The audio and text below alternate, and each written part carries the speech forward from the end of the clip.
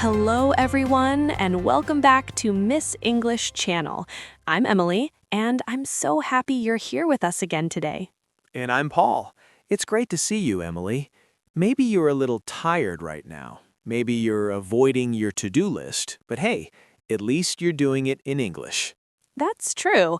If you're going to take a small break from work, learning English is the best excuse. Exactly. You might be avoiding your responsibilities, but you're improving your English at the same time. That's a pretty good deal. Speaking of energy, you sound extra awake today, Paul. What happened? Did you drink a whole coffee shop this morning? Not this time. I did something unusual for me. I answered a message without thinking for 10 minutes first. Wait, what? No overthinking? That's big news. I know. Normally, I type, delete, type again, check every word, especially when it's in another language. But this morning, I just pressed record, sent a short voice message, and thought, okay, not perfect, but real. I totally understand that. I also do that thing, type, delete, type again, and sometimes I don't send anything at all. Yes, so much thinking, but very little speaking. And I think many of our listeners do the same with English. Right. Their head is full of sentences, but their mouth is on mute. That's something we really want to talk about today. Exactly. Today's episode is not about grammar or exam tricks. It's about that moment when your brain is busy and your voice is quiet. I know that feeling very well. Sometimes I wonder how many chances to speak English I lost because I stayed silent. That's why today's topic feels so close to our hearts. The title is Stop Thinking and Start Talking. It's all about calming that noisy brain and actually using your English voice in real life. We'll share real stories, simple ideas, and small steps you can try, so speaking feels more like talking to a friend and less like taking a test. But before we go deeper, we'd love to ask one small favor. If you enjoy learning with us, please like this episode and subscribe to the channel. It really helps more learners find Miss English Channel. And we'd love to hear from you in the comments. You can write one simple sentence. I'm, your name, from, your country. One situation where I overthink and stay quiet is... Yes, we really read your comments. They help us understand your life, your challenges, and your English journey. And remember, when you write, your English brain is working, choosing words, building sentences. That's real practice, not just listening. All right, before we share our stories, let's talk about today's level. Today's episode is around the B1 level, perfect for intermediate learners. The English is clear and natural, but not too basic and not too advanced. And if you're still a strong beginner, don't worry, you're welcome here too. This episode can help you slowly move from beginner to intermediate English. Wherever you are in your English journey, you can relax, listen, and learn with us. And since we love vocabulary, we'll also highlight some useful words and phrases during the episode. We'll explain them naturally inside the conversation. Then, at the end, we'll slow down for a short word tour. We'll review the key words again with simple examples. So stay with us until the end. It will be calm and helpful. All right, let's begin. Paul, do you remember a time when you wanted to speak another language, but your brain just stopped working? Oh yes, very clearly. I was in a bakery in another country. I had practiced my sentence so many times. Hi, can I have that chocolate cake, please? Simple enough. Yes, until it was my turn. The lady looked at me and said something very fast in her language, and suddenly my brain turned off, like someone unplugged the Wi-Fi. Exactly. 1 second, your brain is full of words, and the next second, no connection. I just stood there, holding my little paper bag, and said, hi, I cake this, please, while pointing at the cake like a lost child. Honestly, that's still communication. You still got the cake, right? Yes, I did. And the lady was kind. She didn't laugh. She even smiled. But inside, you probably felt embarrassed. Completely. I walked out thinking, come on, Paul, you studied this. Why couldn't you say one simple sentence? That feeling is so real, and I'm sure many people listening right now know exactly what that's like. You study, you practice, you understand podcasts, but when it's time to speak, your mouth forgets everything. Exactly. I had a similar experience once during a video call. Really? Tell us. I was on a call with native speakers. I knew what I wanted to say. In my head, my sentence was perfect. In your head, right? Yes, but when I heard my name, my brain turned into a crowded room. So many thoughts, no clear door, grammar, vocabulary, fear, all shouting at the same time. Yes, I can imagine that chaos. In the end, I just said, yes, I agree, when I actually had a full idea to share.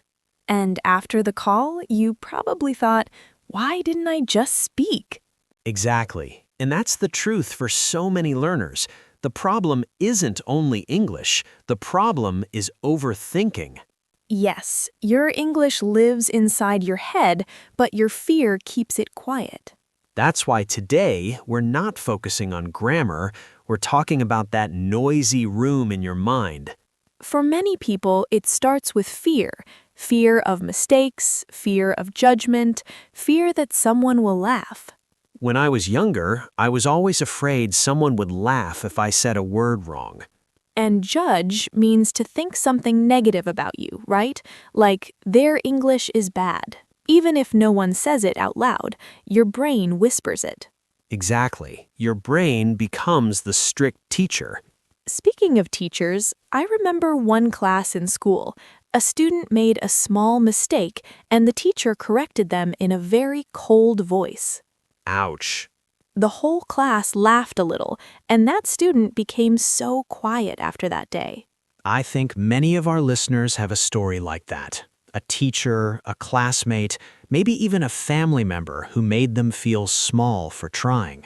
And even as adults, that memory stays in the body.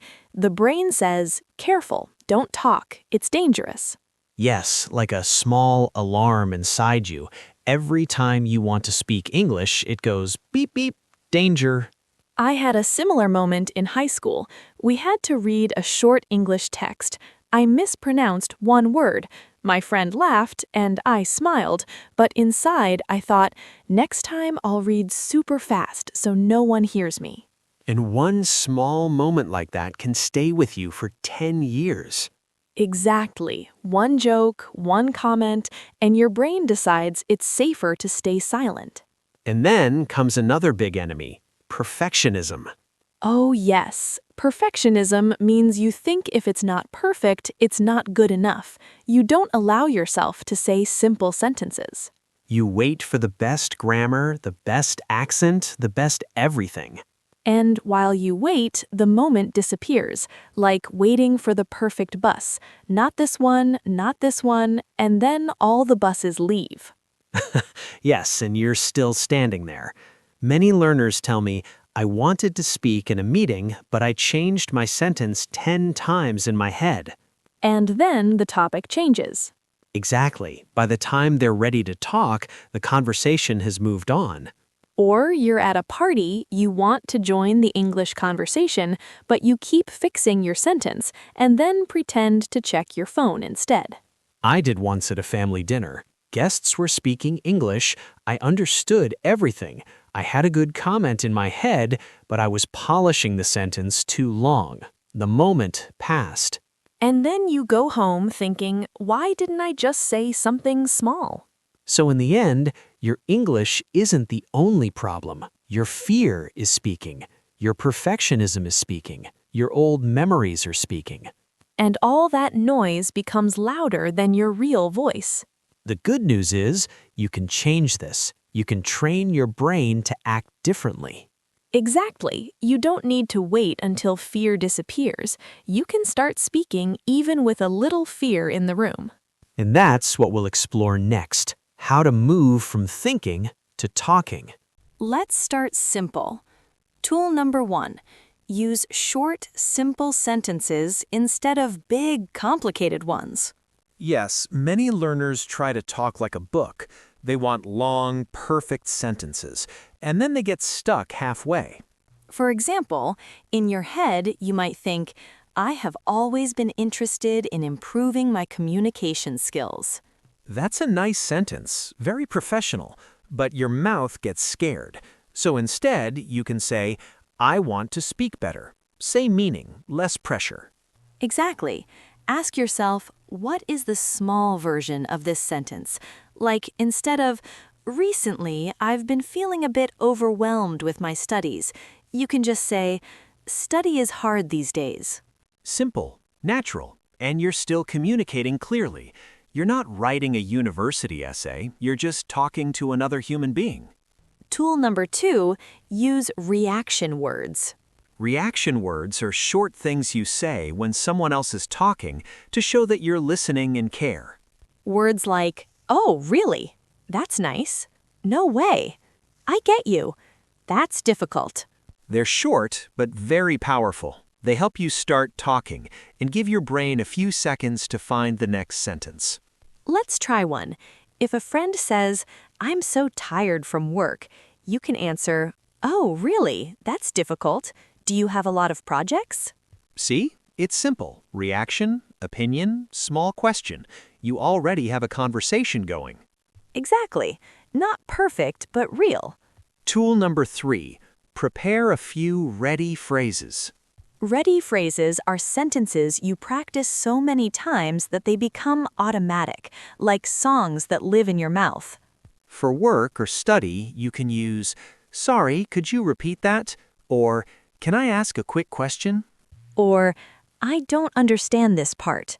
And for daily life, hi, can I get a coffee, please? Or, can you recommend something? You don't need 50 ready phrases. Even 5 can make a big difference. Exactly. Remember this, simple and spoken is better than perfect and silent. Yes, a short sentence you say out loud is always better than a perfect sentence hiding in your head. Okay, so we have some tools, but where can you practice them without so much pressure? Let's talk about safe mode, low pressure practice. Low pressure means relaxed. No tests, no teacher watching you, no stress. One easy way is to talk to yourself while doing normal things. For example, when you're cooking, you can say, now I cut the vegetables. After this, I'll eat and watch an English video. Or when you're walking, say, okay, I'm going to the bus stop. I feel a little tired, but I'm happy I'm learning English. It may feel strange at first, but it really helps your mouth get used to English sounds. Another way is to send voice messages to a safe friend, someone who knows you're practicing. You can tell them, hey, my English isn't perfect, but I want to practice. Is it okay if I send short messages? If they're a good friend, they'll be happy to help. They'll even feel honored that you trust them. And if you don't have a safe friend yet, you still have your mirror. Yes, the mirror never laughs at your accent. You can stand in front of it and say 1 or 2 sentences about your day.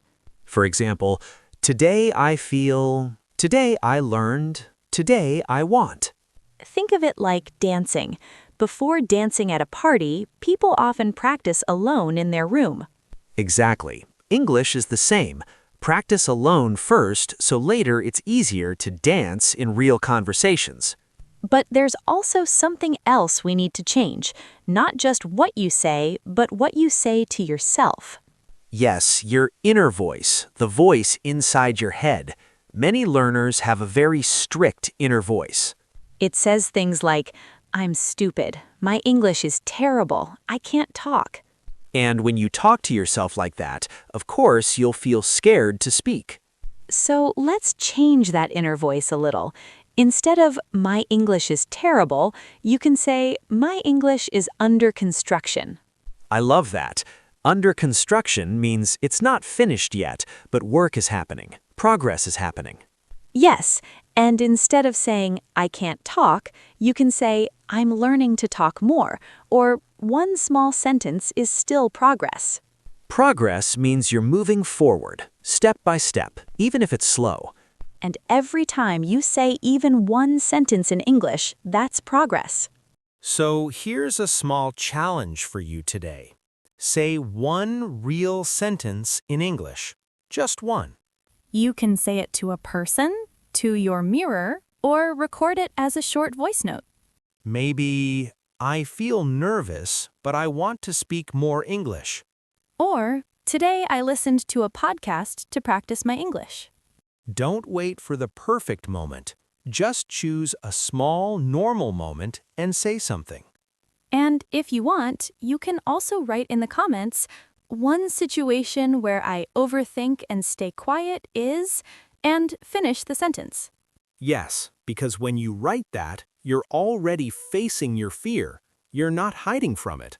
And we'll read those comments and think, okay, we're not alone. We're all learning together. That's what makes this community special. No judgment, no pressure, just progress. All right, before we finish, let's do a short word tour. Just a few important words from today. Yes, let's slow down and look at them one by one. First word, overthinking. It means you think too much about something and it becomes a problem. For example, I wanted to send a message, but I was overthinking every word, so I didn't send it. Or, I overthink before I speak English in meetings and then I stay quiet. Next, mute. Mute means no sound. Like when your phone is on mute, you can see, but you can't hear. In this episode, we said your head is full of sentences, but your mouth is on mute. That means you have ideas, but no sound comes out. Next word, perfectionism. It's when you want everything to be perfect and you feel it's not good enough if you make one small mistake. For example, because of my perfectionism, I don't speak unless my grammar is perfect. Or, her perfectionism makes her tired. She checks every message 10 times before sending. Then we have low pressure. That means relaxed. No test, no grades, no stress. For example, talking to myself while I cook is low-pressure English practice. Or sending a short voice note to a close friend feels low pressure. Next word, progress. It means you're moving forward step by step, even if slowly. For example, I still make mistakes, but I understand more now. That's progress. Or, even one English sentence a day is progress. Then we had under construction. We usually say this about a road or a building that's still being built. For example, my English is under construction. It means I'm working on it. It's not perfect yet, but I'm improving. Next, reaction words. These are short phrases you say to show you're listening and interested. Like, oh, really? That's nice. No way. I get you. That's difficult. They're short, but they help start conversations. And the last one, ready phrases. These are sentences you already practiced many times, so they come out easily. For example, sorry, could you repeat that? Can I ask a quick question? Can you recommend something? When you have a few ready phrases, speaking feels lighter. Your brain works less and your mouth moves faster. So that was our calm little word tour. You can listen again and repeat these phrases with us. And remember, you don't need to fix everything today. One small sentence is already progress. Your English is under construction, and that's something to be proud of. Don't let overthinking mute your voice. We're proud of you for listening, thinking, and trying. If this episode helped you, share it with a friend who also overthinks and stays quiet. Maybe you can become speaking partners and practice together. Thank you for spending this time with us. Keep talking, even one small sentence a day. This was Miss English Channel. I'm Emily. And I'm Paul. Take care, keep going, and we'll see you in the next episode.